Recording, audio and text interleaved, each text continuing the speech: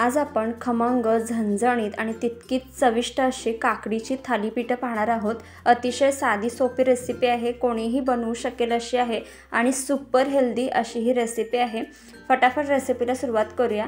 तर काकडी येथे मी साल काढून चांगली किसून घेतलेली आहे, त्याचं पाणी तसंच ठेवायचं आहे। त्यानंतर येथे मी थोडीशी कांद्याची जी पात असते ती चिरून घेतलेली आहे। त्यानंतर बारीक चिरलेली कोथिंबीर घालायची आहे, पाव चमचा हळद घालायची आहे। कांद्याची पात जर तुम्हाला आवडत नसेल स्किप केली तरी चालेल, पण या निमित्ताने पोटात जाईल। तर आता पाव चमचा ओवा घालायचा आहे, त्यानंतर पाव चमचा हिंग घालायचा आहे। तर इथे मी 3 ते 4 हिरव्या मिरच्या, 7 ते 8 लसणाच्या पाकळ्या आणि 1 इंच आल्याचा तुकडा, अर्धा चमचा जिरं चांगलं वाटून घेतलेलं आहे। त्यानंतर आता 1 चमचाभर यामध्ये तीळ घालायचं आहे। त्यानंतर यामध्ये 1-2 चमचे धनेपूड घालायचे आणि 1 चमचाभर जिरे पावडर घालायचे आहे। तुम्ही जर या चॅनलवर नवीन असाल तर प्लीज अशाच नवनवीन रेसिपींसाठी चॅनलला सबस्क्राईब करायला विसरू नका। बेल आयकॉनवर क्लिक करा, म्हणजे येणाऱ्या नवनवीन रेसिपींचं नोटिफिकेशन सगळ्यात आधी तुम्हाला मिळेल। आणि रेसिपी आवडत असतील तर प्लीज एक लाईक करायलाही विसरू नका। आता यामध्ये साधारणतः मी 1.5 वाटी तांदळाचं पीठ घातलेलं आहे, 1 वाटी ज्वारीचं पीठ घातलेलं आहे आणि 1 अर्धी वाटी बेसन घातलेलं आहे। तर तुम्हाला ही पिठं मिक्सअप करून घालायचे असतील तर घालू शकता, पण तुम्हाला मिक्स पिठं वापरायची नसतील तर तुम्ही ज्वारीचं पीठ फक्त वापरून सुद्धा ही थालीपीठं बनवू शकता। थोडंसं तांदळाचं पीठ घालायचं आणि बनवायचं। तर चवीनुसार मीठ घालायचं आहे आणि सगळं चांगलं मिक्स करून घ्यायचं आहे, कारण काकडीला ऑलरेडी पाणी सुटलेलं असतं। गरज वाटल्यास पाणी घालायचं थोडं आणि अशा पद्धतीने चांगलं मळून घ्यायचं।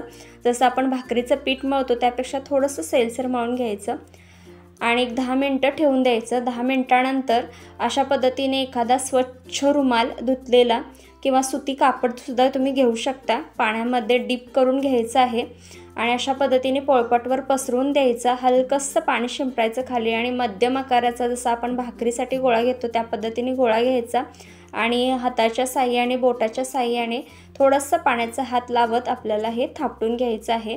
व्हिडिओमध्ये दाखवल्या पद्धतीने हे पहा, अशा पद्धतीने हलक्या हलक्या हाताने आपल्याला थापटून घ्यायचं आहे। तर इथे मी थापटून घेतलेला आहे। जास्त पातळ किंवा जास्त जाडसर करायचं नाही, तर मध्यम साईजचं आपल्याला हे अशा पद्धतीने थापटून घ्यायचं आहे।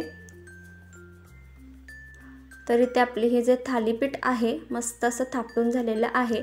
मधूनच अशा पद्धतीने त्याला होल तयार करून घ्यायचा आहे। आता इथे तवा देखील आपला छान असा तापलेला आहे, सगळीकडे चांगलं तेल लावून घ्यायचं आहे। तुम्ही तूपसुद्धा लावून घेऊ शकता।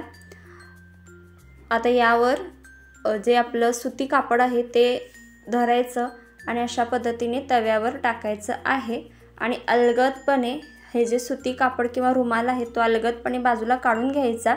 वरतून हलकंसं पाणी शिंपडलं तरी देखील चालेल आणि झाकण ठेवायचं आणि 3 ते 4 मिनटं मीडियम गॅसवर आपल्याला खालून हे चांगलं भाजून घ्यायचं। 3 ते 4 मिनटानंतर झाकण काढायचं आणि दुसऱ्या साईडने देखील हे थालीपीठ चांगलं खमंग असं भाजून घ्यायचं आहे। तर लागल तसं वरतून थोडंसं तेल सोडायचं आणि दोन्ही साईडने चांगलं थालीपीठ भाजून घ्यायचं आहे। तर झाकण आपण यासाठी ठेवतो की थालीपीठ वरतून कोरडं पडत नाही।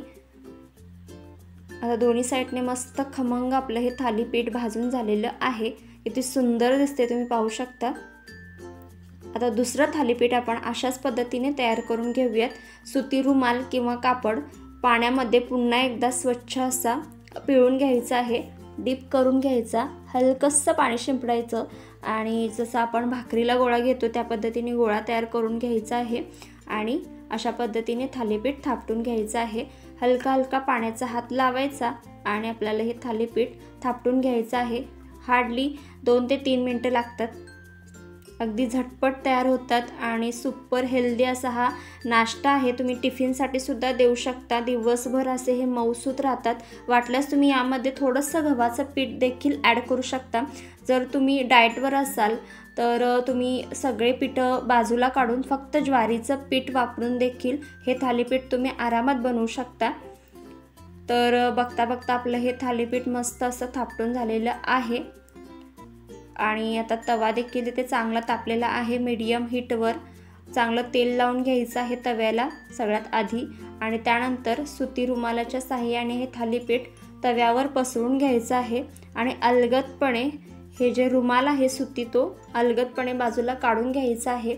वरतून हलकंसं तुम्ही पाणी देखील शिंपडू शकता हे पहा अशा पद्धतीने आणि थोडंसं तेलसुद्धा यावर तुम्ही सोडून झाकण ठेवून द्यायचं आणि 2 ते 3 मिनटं आपल्याला हे थालीपीठ चांगलं खालून भाजून घ्यायचं। 2 मिनटानंतर झाकण काढायचं आणि परतून दुसऱ्या साईडने देखील आपल्याला हे छान असं खमंग खरपूस थालीपीठ भाजून घ्यायचं आहे। मस्तच जसं दिसायला छान लागतंय तितकंच खायला देखील खूपच मस्त लागतं। अगदी अप्रतिम अशी टेस्ट लागते।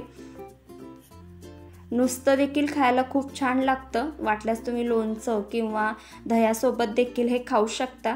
किती सुंदर दिसते तुम्ही पाहू शकता। तर दिलेल्या साहित्यातून एक 5 ते 6 थालीपीठ आरामात तयार होतात। तर तुम्हाला ही रेसिपी कशी वाटली प्लीज कमेंट करून नक्की सांगा। जितक्या जास्त लोकांना शेअर करता येईल तितक्या जास्त लोकांना शेअर करा। व्हिडिओला लाईक आणि चॅनलला सबस्क्राईब करायला विसरू नका। वेळात वेळ काढून व्हिडिओ पाहिल्याबद्दल खूप खूप धन्यवाद।